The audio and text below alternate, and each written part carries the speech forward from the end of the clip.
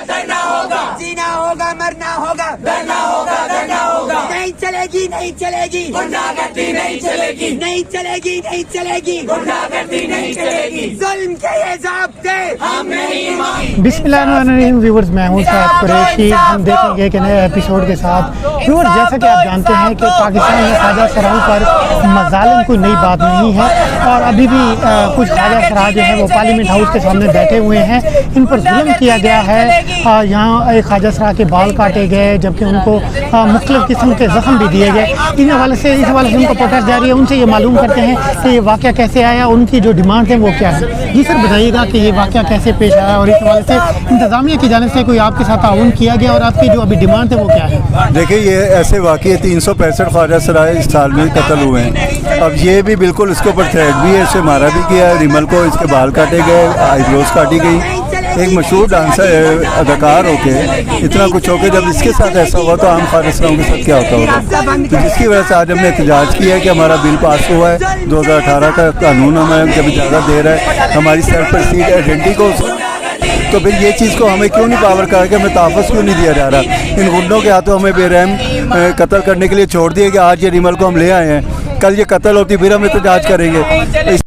पहले से एडवांस से चाहते हैं कि वो कानून अमल में आए, उन लोगों को सज़ा मिलनी चाहिए। उनके कातिल आज़ाद फिर रहे हैं और वापस आके वो फिर हमारे ख्वाजा सराओं को कत्ल कर रहे हैं। उनसे उनको पर जुल्म तशद्दुद करे। आगे कोरोना के दिनों में वैसे लॉकडाउन होकर घर में बैठते हैं, वो घर भी उनके लिए महफूज नहीं है। तो बताएं वो किधर जाएंगे ऐसे हालात में जब बाहर कोरोना है और अंदर ये बदमाश आके घरों में नहीं बैठने देते। हुकूमत इमदाद नहीं देती, कोई पनाहगाह ऐसी बनाई नहीं गई है जिसके अंदर ये पनाह जाके ले लें, कोई ऐसी नहीं। तो फिर आखिर यही आखिरी हाल था कि हम पार्लियामेंट के आगे एक पाकिस्तान चाह रहे हैं क्योंकि वो ह्यूमन राइट्स का उन्हें हक मिला है। हमें चाहिए कि वो हमारा साथ दें, एटलीस्ट इंसान समझें, हमें इंसानियत के नाते हमारा साथ दिया जाए। कोई हमें पूछने वाला नहीं है। थर्ड कम्युनिटी अगर हम लोग है, वजूद है थर्ड कम्युनिटी का, हम लोगों को हमारा राइट चाहिए। जो ज़्यादती ख्वाजा सराज के साथ होती जा रही है, कंटिन्यूसली होती जा रही है। पिछले साल जितने भी ख्वाजा सराज को कत्ल किया गया है, उनके मुल्ज़िमान को पकड़ा गया है, उनको छोड़ दिया जाता है। वो दोबारा आके फीमेल्स को तंग करते हैं, दोबारा टॉर्चर करते हैं, तशद्दुद करते हैं, उनके ऊपर ज़बरदस्ती की जाती है। इवन के अपने घरों के अंदर हम महफूज नहीं हैं। हमें प्रोटेक्शन चाहिए, एटलीस्ट प्रोटेक्शन चाहिए कि हम पाकिस्तान में अपने मुल्क में आज़ादी के तरीके से रह सकें, खुशी से रह सकें। अगर हमारे घर वाले हमें अपने घरों से बेदखल करते हैं, एटलीस्ट इंसानियत के तौर पर हमें हमारा हक दिया जाए। हमारी कोई भी प्रॉब्लम है, कोई भी किसी भी मुतलका थाने में हम जाते हैं, 5-5 घंटे के लिए हमें वेटिंग पे लगाया जाता है। हमारे साथ वहाँ पे भी बदतमीज़ी की जाती है। दैट्स वाई हम यहाँ पे धरना दे रहे हैं। रिमल अली के साथ बहुत बुरा किया गया, तशद्दुद किया गया, उनके बाल काटे गए। एक औरत के बाल काटे जाएं तो उसको 25 साल कैद दी जाती है। अगर ख्वाजा सरा के साथ ज़्यादती की जाती है तो उसका क्यों नहीं, उसका कोई कानून क्यों नहीं। हमें कानून चाहिए, एक अलहदा से नहीं। जो कानून है वो हमारा साथ दें, वो हमसे प्यार से बात करें। हम लोग बहुत मुश्किल से, we are educated guys, that's why हम यहाँ पे आए हैं। ठीक है, हमें हमारा हक दिया जाए और कुछ नहीं। इंसानियत के तौर पे हमें इंसान समझा जाए, बजाय कि जो हम लोगों के साथ बदतमीज़ी ज़्यादती की जाती है, उन लोगों को आज़ाद छोड़ दिया जाता है। वो हमारे घरों में आके घुस के हमारे जिस्मों के ऊपर सिगरेट लगाते हैं, ज़बरदस्ती की जाती है। हम इस वजह से यहाँ पे इकट्ठे हुए हैं कि हमें प्रोटेक्शन चाहिए और कुछ नहीं हम मांगते। हमें पाकिस्तान के अंदर, अपने मुल्क के अंदर खुशी के साथ इंसानियत के साथ, खुशी के साथ ज़िंदगी गुजारने का हक दिया जाए। ये जो जितने भी ह्यूमन राइट्स की NGOs बनी हुई हैं, ये फंड्स खाते हैं हमारे नाम पे। हमें कोई भी नहीं पूछने वाला। किसी के पास भी जाएं वो एटलीस्ट इंसान नहीं समझते। हमें बदतमीज़ी से बात की जाती है बस। जी बिल्कुल, हमें उम्मीद तो पूरी है कि वो पूरी करेंगी हमारी सारी जो प्रॉब्लम्स हैं। ट्रांसजेंडर को पाकिस्तान में बहुत से इश्यूज़ हैं। एक नॉर्मल इंसान यहाँ बहुत रिलैक्स होकर रह सकता है, लेकिन ट्रांसजेंडर्स नहीं रह सकते।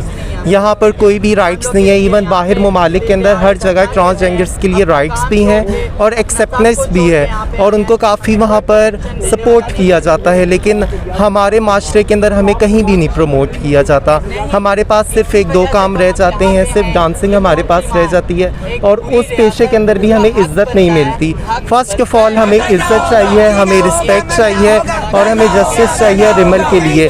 और हम चाहते हैं कि आगे से ऐसा कोई भी इंसिडेंट ना हो जिसकी वजह से ये सब कुछ हुआ है। उनके बाल काट दिए गए, उन्हें मेंटली और सेक्सुअली जो है हैरेस किया गया है और ये एक सीरियस इशू है क्योंकि हमारी काफ़ी पॉपुलेशन पाकिस्तान की ट्रांसजेंडर भी है। तो हम एक हिस्सा है, बेशक हम 1% है लेकिन हम हिस्सा है ट्रांसजेंडर कम्युनिटी का। तो मेरी सिर्फ इतनी गुजारिश है कि हमें जस्टिस चाहिए, we need justice for Rimal. अच्छा, ये आपने बिलावल भुट्टो जरदारी साहब से मिलने का कहा। चेयरमैन बिलावल साहब जो हैं वो ह्यूमन राइट्स के हवाले से काफ़ी एक्टिव नज़र आती हैं, तो ये आपने मुतालबा कैसे किया कि वो एक कमेटी के चेयरमैन हैं कि वो हमारे जो मांगे हैं वो पूरी करेंगे और हमें तहफ़्फ़ुज़ फराहम करेंगे? वो इस वजह से क्योंकि वो यंग हैं और उन्होंने अपनी सारी ज़िंदगी जो है अपनी एजुकेशन बाहर से की है, तो वो जानते हैं कि ट्रांसजेंडर्स को बाहर मुल्क के अंदर काफ़ी राइट दिए जाते हैं, उन्हें काफ़ी सपोर्ट किया जाता है। यहाँ तो हमारे पास कोई जॉब्स भी नहीं है, गिनी चुनी कोई 100-200 जॉब्स भी नहीं है ट्रांसजेंडर को, वो भी बहुत प्रॉब्लम से। हम कहीं भी आ जा रहे होते हैं, हमें हर चीज़ के अंदर प्रॉब्लम होती है। हम खुला सांस लेना चाहते हैं, हमारा और कोई वो नहीं है। बिलावल साहब को कोई मैसेज देना चाहेंगी अपना, उनका नाम लेके फिर मैसेज? ऑफ कोर्स मैं बिलावल साहब को ये मैसेज देना चाहती हूँ कि हम भी इसी मुल्क का हिस्सा हैं, हमें जस्टिस चाहिए, हमें प्लीज़ सपोर्ट कीजिए। हाँ, क्योंकि आप यंग हैं, आप हमारी जनरेशन के हैं, आप हमें अंडरस्टैंड कर सकते हैं। हम भी बिल्कुल आप जैसे हैं, ना हमारे लिए कोई स्पेशल स्कूल्स हैं, ना इंस्टीट्यूट है, कुछ भी नहीं है हमारे पास। हमारे लिए प्लीज़ ज़रा सीरियस होकर सोचा जाए। हमारे ऐसे कत्ल की धमकियां दी जा रही हैं। आगे जाते हैं 350 कातिल पकड़ा गया है, 350 कातिल। पुलिस का कहना है हम पकड़ के कोर्ट को देते हैं और कोर्ट छोड़ देती है। 350 कातिल आप छोड़ देते हैं, वो और ज्यादा शेर होके हमारे रात को दरवाजों पे आके लाते मारते हैं, हमें उठा के लेकर जाते हैं, हमें सेक्सुअल हरासमेंट का निशाना बनाया जाता है।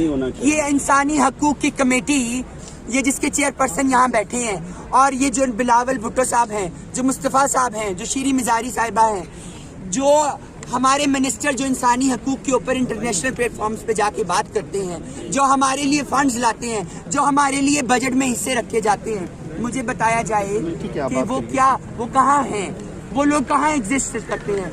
हमें तो जनाब एप्लीकेशन लिखाने के लिए भी अगर हम CPO या किसी ऐसे तो के भी ऑफिस में चले जाए ना, तो बाहर से लोग भगा देते हैं, साहब नहीं है, साहब के साथ मीटिंग भी नहीं हमें करने की इजाजत होती। हम किसी ने नहीं सुना, सड़कों पे आके बैठे हैं तो ये लोग सुन रहे हैं और फिर भी अंदर तक आवाज नहीं जा रही है। यहाँ 10 लाशें पड़ी रही, लाशों का किसी ने नहीं, हम जिंदा लाशें हैं। आज ही अभी 3 बजे इजलास होगा। को कमेटी के चेयरपर्सन बिलावल साहब है, उनसे मुलाकात नहीं होती है। वो हम लोगों को अब जानी खतरा है।